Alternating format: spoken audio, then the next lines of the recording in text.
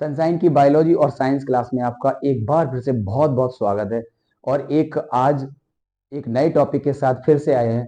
तो आज molecular basic of inheritance जो चैप्टर जो चल रहा है ना, उसके आज दूसरे टॉपिक के रूप में आए। तो आज ये दूसरा टॉपिक बनाने का केवल उद्देश्य केवल यही था कि कुछ ऐसे कॉन्सेप्ट हैं जो बहुत सारे साइंटिस्टों के द्वारा दिए जाते हैं, उनके द्वारा जो डिस्कवरी होती है उसके बारे में क्या है, नीट में एक सेपरेट रूप से क्वेश्चन आ जाता है और 4 ऑप्शन में आ जाता है। तो ये एमसीक्यू टाइप के ये क्वेश्चन है, इनको ट्रिक से सॉल्व करने का जो तरीका है उसके लिए हैंड आउट के रूप में कुछ चीजें आपके सामने प्रस्तुत हैं। जो डीएनए का जो डबल हेलिक्स मॉडल है, जो इस डीएनए का, उसमें कुछ साइंटिस्ट इन्वॉल्व रहते हैं। और उन साइंटिस्ट में कौन कौन से साइंटिस्ट हैं और उनकी क्या डिस्कवरी है, इसके लिए सेपरेट एक छोटी सी क्लिप बना के तैयार कर देते हैं। चले यहाँ पे। तो सबसे पहले अगर डीएनए के हेलिक्स मॉडल के बारे में अगर चर्चा करें, डबल हेलिक्स मॉडल, ठीक है, डबल स्ट्रैंडेड डीएनए के बारे में, तो सबसे पहले 1869 में फ्रेडरिक मिस्चर नामक एक साइंटिस्ट थे। तो फ्रेडरिक मिस्चर नामक साइंटिस्ट ने सबसे पहले क्या किया कि first identified DNA as an acidic substance. तो डीएनए के रूप में सबसे अच्छी बात ये बोली कि डीएनए एक एसिडिक सब्सटेंस के रूप में प्रेजेंट होता है, ठीक है।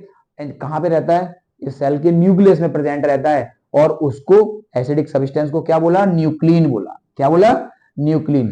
12th में भी ये 1 मार्क्स में या 2 मार्क्स में क्वेश्चन ये आ जाएगा न्यूक्लिन के बारे में, या फिल इन द ब्लैंक्स में ट्रू फॉल्स में भी पूछ सकते हैं, जरा समझिए। तो उसके बाद क्या हुआ, जब इसको न्यूक्लिन बोल दिया कि डीएनए एक एसिडिक सब्सटेंस है, उसके बाद बिल्किंस और फ्रैंकलिन नामक साइंटिस्ट आए और उन्होंने क्या किया, proposed X ray differentiate data. कुछ एक्स रेज हैं, उनके थ्रू डाटा को डिफरेंशिएट किया, है ना। और डिफरेंशिएट करके डीएनए के स्ट्रक्चर के बारे में इन्होंने अपना एक अलग से कुछ एक रूल बताया। और उसके बारे में ये बताया कि क्या, कि सबसे पहले एक्स रे उस पर जैसे ही डाली गई और उनके थ्रू जो डिफ्रैक्शन हो गए, जो भी डाटा रिप्रेजेंट हो गया आया, उसके बारे में किसने बताया, बिल्किंस ने और फ्रैंकलिन ने।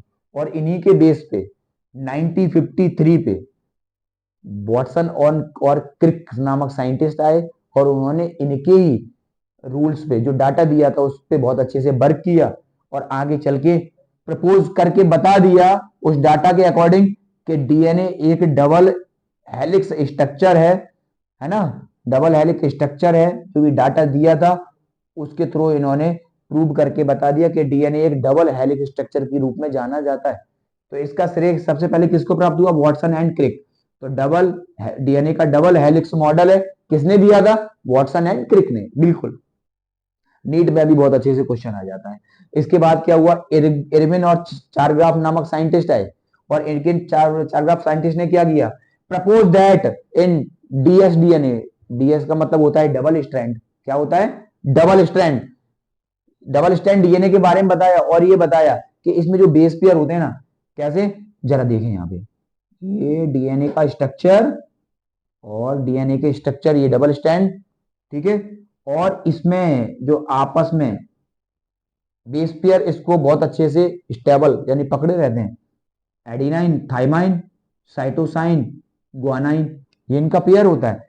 इरविन चारग्राफ ने क्या बताया, प्रपोज दैट जो डबल स्ट्रैंड डीएनए है उनमें जो रेशियो होता है ना, एडिनाइन का थाइमाइन के साथ और साइटोसाइन का ग्वानाइन के साथ, remain same are equal to 1, ये सेम होते हैं, बिल्कुल सेम। इनका रेशियो कैसा होता है, सेम होते हैं। एडिनाइन थाइमाइन के बारे में बहुत अच्छे से मालूम होगा, ये डबल हाइड्रोजन बॉन्ड के द्वारा जुड़े होते हैं।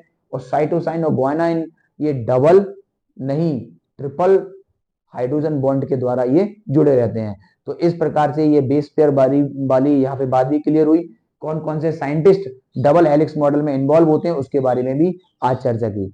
आगे के एक नए डीएनए के टॉपिक के बारे में, क्योंकि डीएनए का ये टॉपिक बहुत बड़ा है और आप लोग बहुत अच्छे तरीके से इसको ध्यान रखिएगा। और मैं आपके लिए हर नीट में जो भी क्वेश्चन आते हैं, मैं ढूंढ ढूंढ के उन क्वेश्चन के बारे में आपके सामने मैं प्रस्तुत कर रहा हूँ एक एक क्वेश्चन को, कि किस तरीके से वो टॉपिक से जो क्वेश्चन आते हैं उनमें आपकी हेल्प की जाए। तो बने रहिएगा। और जिन जिन बच्चों ने मेरा ये चैनल सब्सक्राइब नहीं किया है उनको सब्सक्राइब करें और लेटेस्ट वीडियो प्राप्त करें, जिससे कि आपको भी बहुत आसानी से नीट को क्रैक करने में सफलता प्राप्त हो सके। नए एक टॉपिक के साथ मिलेंगे, तब तक के लिए बाय।